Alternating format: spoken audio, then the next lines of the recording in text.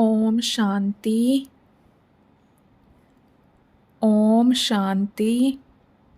10 अगस्त 2023।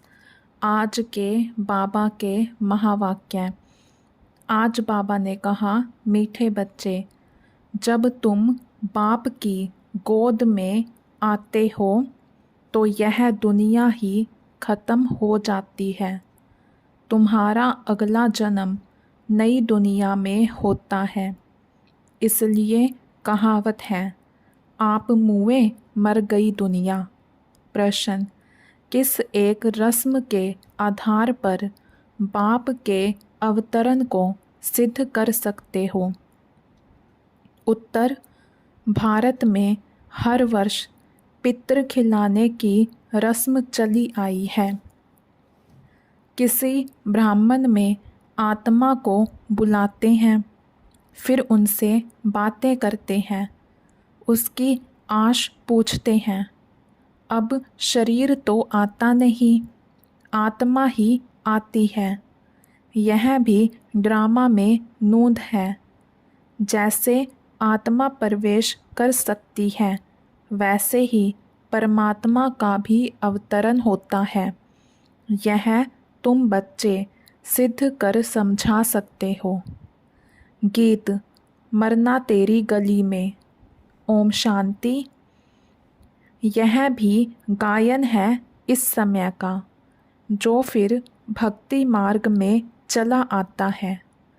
इस समय जबकि तुम बाप के पास जीते जी मरते हो, तो बरोबर सारी दुनिया ही खत्म हो जाती है।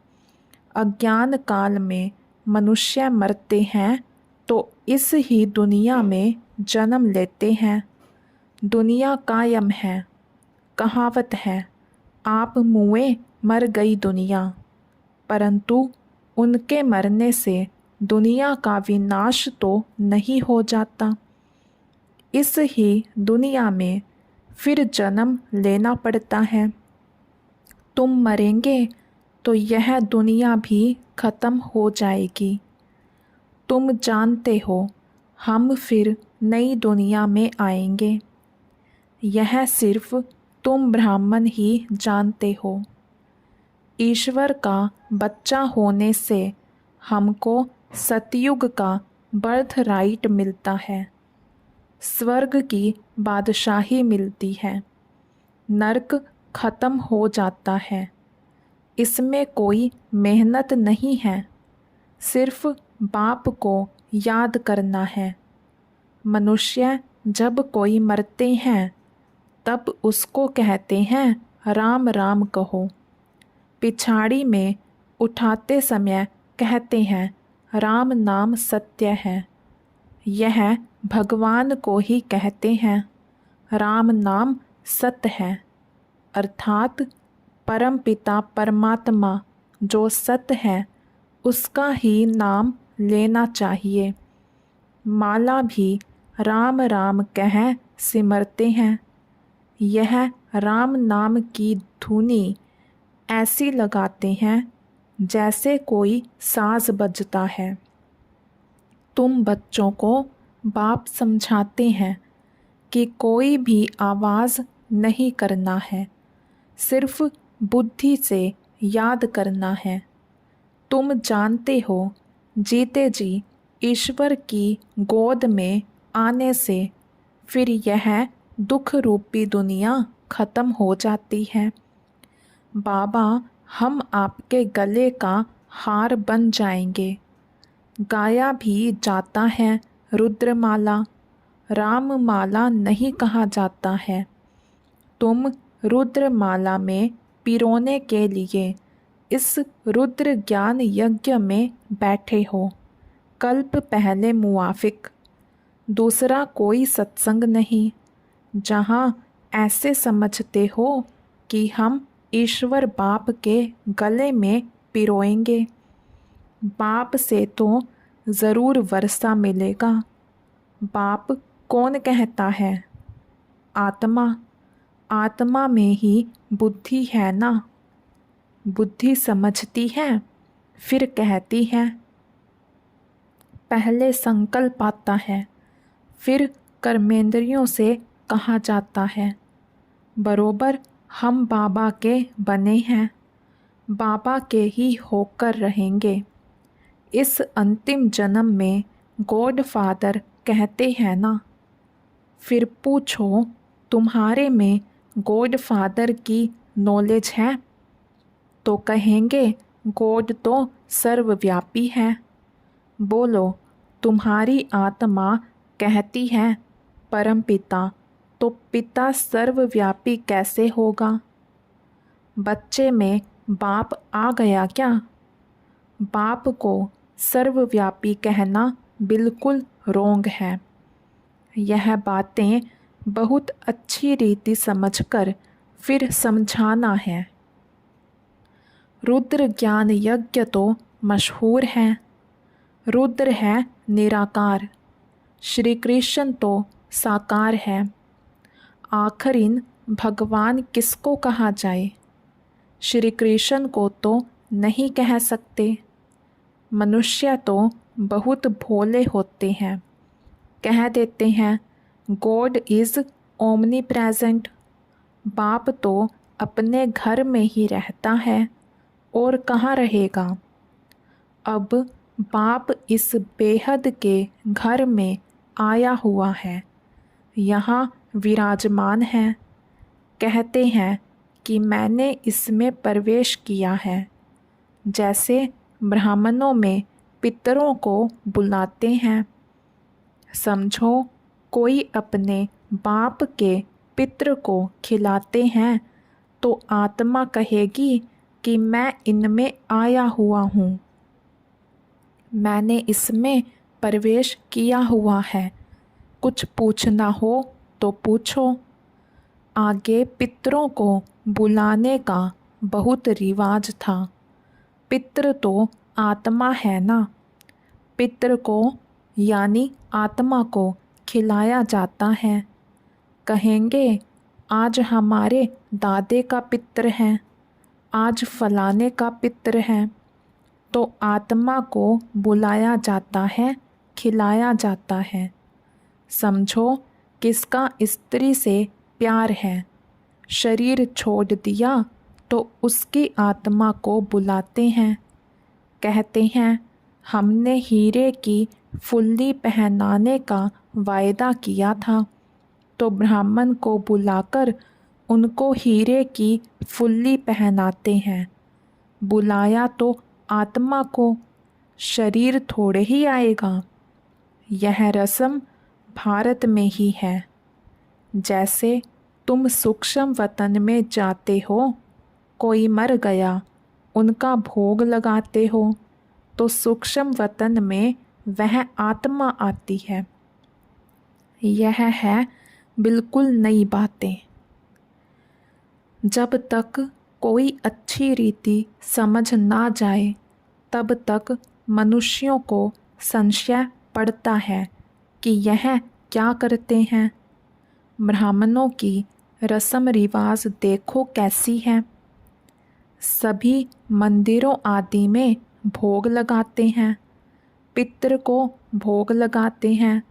गुरु नानक की आत्मा को भोग लगाया, अब वह कहाँ है यह समझ नहीं सकते। तुम तो जानते हो जिन्होंने धर्म स्थापन किया हुआ है वह सब यहाँ है। जैसे बाबा कहते हैं मैं तो ब्राह्मण धर्म स्थापन करता हूँ, यह तो पतित पावन है। पावन आत्मा ही आकर धर्म स्थापन करती है, परंतु सतो प्रधान आत्मा को फिर सतो रजो तमो में आना ही है। इस समय सभी आत्माएं कब्र दाखिल हैं। बाबा तो है ही पतित पावन, वह कभी कब्र दाखिल नहीं होते। मनुष्य को पतित पावन नहीं कहेंगे। पतित पावन माना सारी दुनिया का पतित पावन।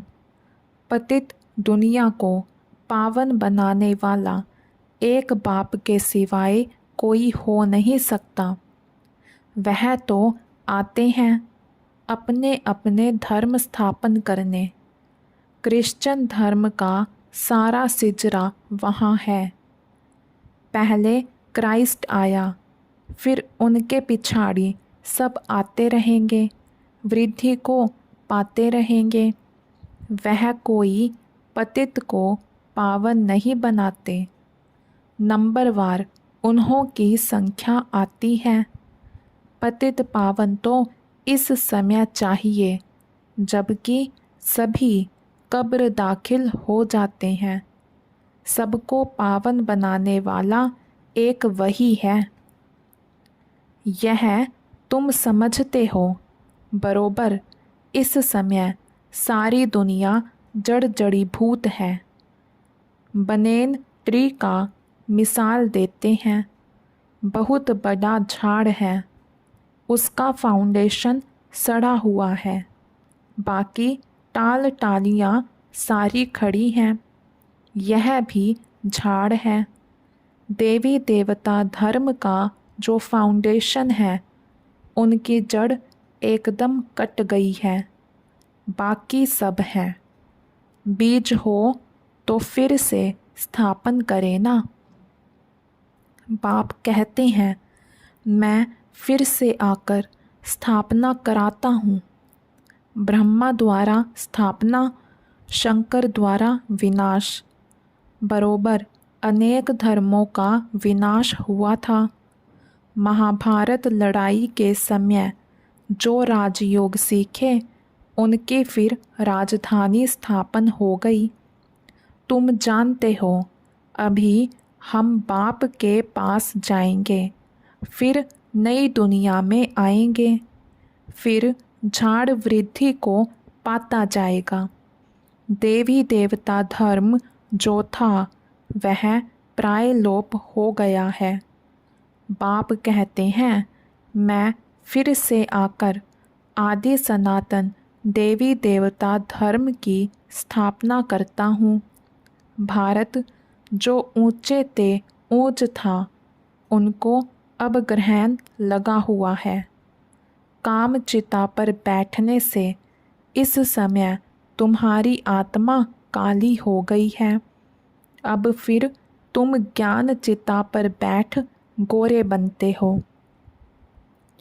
तुम जो श्याम बन गए थे, श्याम को सुंदर गोरा बनाने वाला है परमपिता परमात्मा। उनकी श्रीमत मिलती है। परमपिता परमात्मा की आत्मा एवर प्योर गोरी है। आत्मा में ही खाद पड़ती है। अभी तुम जानते हो, इस पुरानी दुनिया का विनाश होना है, सभी का मौत है। फिर तुमको कहने वाला कोई नहीं रहेगा कि राम राम कहो। अब देखो, नेहरू मरा तो उनकी राख को सब जगह गिराया। समझा, अच्छी खाद निकलेगी।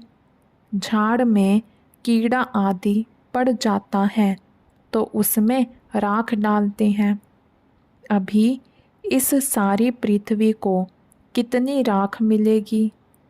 बड़े बड़े सन्यासी महात्माएं मरते हैं तो उन्हों की राख ऐसे नहीं डालते हैं। सबसे उत्तम है सन्यासी। अभी तो कितने मरेंगे, कितनी खाद मिलेगी? तो क्यों नहीं सृष्टि फर्स्ट क्लास अनाज आदि देगी। सतयुग में सब हरे भरे सब्ज होते हैं। इस सृष्टि को नया बनाने में टाइम लगता है। तुम सूक्ष्म वतन में जाते हो, कितने बड़े बड़े फल तुमको दिखाते हैं, शोभी रस पिलाते हैं। तुम विचार करो, कितनी खाद मिलेगी, सो भी खास भारत को। वहाँ कितनी अच्छी अच्छी चीज़ें निकलेंगी नई दुनिया के लिए। खाद पड़कर सारी दुनिया नई हो जाएगी। सूक्ष्म वतन में बैकुंठ का शोभी रस तुमको पिलाते हैं, बगीचे आदि का साक्षात्कार कराते हैं। बच्चों ने साक्षात्कार किया है, शोभी रस पीकर आते हैं। प्रिंस प्रिंसेस बगीचे से फल ले आते थे। अब सूक्ष्म वतन में तो बगीचा हो ना सके, ज़रूर बैकुंठ में गए होंगे। एक एक को साक्षात्कार नहीं कराएंगे, जो निमित्त बनते हैं उनको साक्षात्कार कराते हैं। हो सकता है अगर तुम याद में रहेंगे, बाबा के बच्चे बनकर रहेंगे, तो पिछाड़ी में तुमको भी साक्षात्कार होगा। यह तो पहले गौशाला बननी थी, भट्टी में पकना था तो बहुत आ गए। बच्चों को समझाया है, सिर्फ कोई को लिटरेचर देने से समझ नहीं सकेंगे। समझाने वाला टीचर ज़रूर चाहिए। टीचर सेकंड में समझाएगा, यह तुम्हारा बाबा है, यह दादा है, यह बेहद का बाप स्वर्ग का रचयिता है। सिर्फ कोई को लिटरेचर दिया तो देखकर फेंक देंगे, कुछ भी समझेंगे नहीं। इतना ज़रूर समझाना है कि बाप आया है। यह ढिंडोरा पिटवाना तुम्हारा फ़र्ज़ है। बरोबर यादव कौरव भी हैं, महाभारी लड़ाई भी सामने खड़ी है। ज़रूर राजयोग सिखलाने वाला भी होगा, ज़रूर स्वर्ग की स्थापना भी होगी। एक धर्म की स्थापना, अनेक धर्मों का विनाश होगा। तुम जानते हो, हम नर से नारायण, नारी से लक्ष्मी बनते हैं। यह है हमारी एम ऑब्जेक्ट। मनुष्य से देवता किए करत न लागी वार। देवता सिर्फ सूर्यवंशी को कहा जाता है, चंद्रवंशी को क्षत्रिय कहा जाता है। पहले तो देवता बनना चाहिए ना, नापास होने से क्षत्रिय हो जाते हैं। तो बाप कहते हैं, मीठे मीठे सिकी लधे बच्चे। कितने ढेर सिकी लधे बच्चे हैं। देखो किसका बच्चा गुम हो जाता है, 6-8 मास के बाद आकर मिलता है तो कितना प्यार से आकर मिलेगा। बाप को कितनी खुशी होगी। यह बाप भी कहते हैं, लाडले सिकी लधे बच्चे, तुम 5000 वर्ष के बाद आकर मिले हो। लाडले बच्चे, तुम बिछड़ गए थे, अब फिर आकर मिले हो बेहद का वर्षा लेने लिए। डीटी world sovereignty is your godfatherly birthright. बाबा तुमको बेहद की बादशाही देने आया है। यह है हेवनली गॉड फादर। कहते हैं, तुम बच्चों के लिए कितनी बड़ी सौगात लाई है, परंतु इतना लायक बनना है, श्रीमत पर चलना है। मम्मा बाबा कहकर फिर अगर भूल जाए या फारकती दे तो गले का हार नहीं बनेंगे। बच्चों को कितना प्यार किया जाता है। बाप बच्चों को सिर पर रखते हैं। बेहद के बाप को कितने बच्चे हैं। बाबा कितना ऊंच माथे पर चढ़ाते हैं।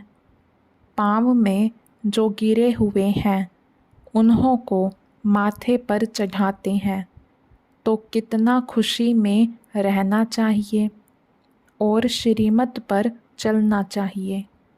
एक की श्रीमत पर चलना है अपनी मनमत पर चला तो यह मरा। श्रीमत पर चलेंगे तो श्रेष्ठ ते श्रेष्ठ मनुष्य अर्थात देवता बनेंगे। बाबा पूछते हैं ना कि कितने नंबर में पास होंगे। बाप भी कहते हैं सूर्यवंशी बनो, तो मम्मा बाबा को फॉलो करना पड़े। आप समान सवदर्शन चक्रधारी बनाना है। शिव बाबा के आगे ले आते हैं तो बाबा पूछते हैं कितने को आप समान बनाया है। कितने मज़े की बातें हैं, तुम ही समझ सकते हो। नया बिल्कुल ही नहीं समझ सकेगा कि यह कोई मनुष्य से देवता बनने की कॉलेज है। कोई को तो 7 रोज़ में बहुत अच्छा रंग चढ़ जाता है, कोई को बिल्कुल नहीं चढ़ता। बहुत मेहनत करनी पड़ती है। पहली पहली बात बच्चों को समझाई कि पहले सबको बोलो कि बेहद के बाप को जानते हो। कहते हैं हाँ, वह मेरे में भी है, सर्वव्यापी है। फिर तो पूछने की दरकार ही नहीं है। जब बाप कहते हो तो बाप तुम्हारे में व मेरे में कैसे हो सकता है। बाप से तो वर्षा लिया जाता है, तो पहले पहले अल्फ पर समझाओ। बाप कहते हैं मेरे सिकी लधे बच्चे, ऐसे कोई साधु सन्यासी कह ना सके। तुम जानते हो बरोबर हम शिव बाबा के सिके लधे बच्चे हैं। 5000 वर्ष के बाद फिर आकर मिले हैं स्वर्ग का वर्षा लेने लिए। जानते हो हम ही स्वर्ग के मालिक थे, फिर हम ही बनते हैं। स्वर्ग में जाना ज़रूर है, फिर पुरुषार्थ अनुसार ऊंच पद पाना है। अच्छा, मीठे मीठे सिक्के लधे बच्चों प्रति माता पिता बाप दादा का याद प्यार और गुड मॉर्निंग। रूहानी बाप की रूहानी बच्चों को नमस्ते। धारणा के लिए मुख्य सार। माता पिता को फॉलो कर आप समान बनाने की सेवा करनी है। सवदर्शन चक्रधारी बनना और बनाना है। बाप के गले का हार बनने के लिए बुद्धि से बाप को याद करना है, आवाज़ नहीं करनी है, याद की धुन में रहना है। वरदान। देह अभिमान के त्याग द्वारा सदा सम्मान में स्थित रहने वाले सम्मानधारी भव। जो बच्चे इस एक जन्म में देह अभिमान का त्याग कर सम्मान में स्थित रहते हैं, उन्हें इस त्याग के रिटर्न में भाग्य विधाता बाप द्वारा सारे कल्प के लिए सम्मानधारी बनने का भाग्य प्राप्त हो जाता है। आधा कल्प प्रजा द्वारा सम्मान प्राप्त होता है, आधा कल्प भक्तों द्वारा सम्मान प्राप्त करते हो, और इस समय संगम पर तो स्वयं भगवान अपने सम्मानधारी बच्चों को सम्मान देते हैं। सम्मान और सम्मान दोनों का आपस में बहुत गहरा संबंध है। स्लोगन। हर कदम में बाप की ब्राह्मण परिवार की दुआएं लेते रहो तो सदा आगे बढ़ते रहेंगे। अच्छा, ओम शांति।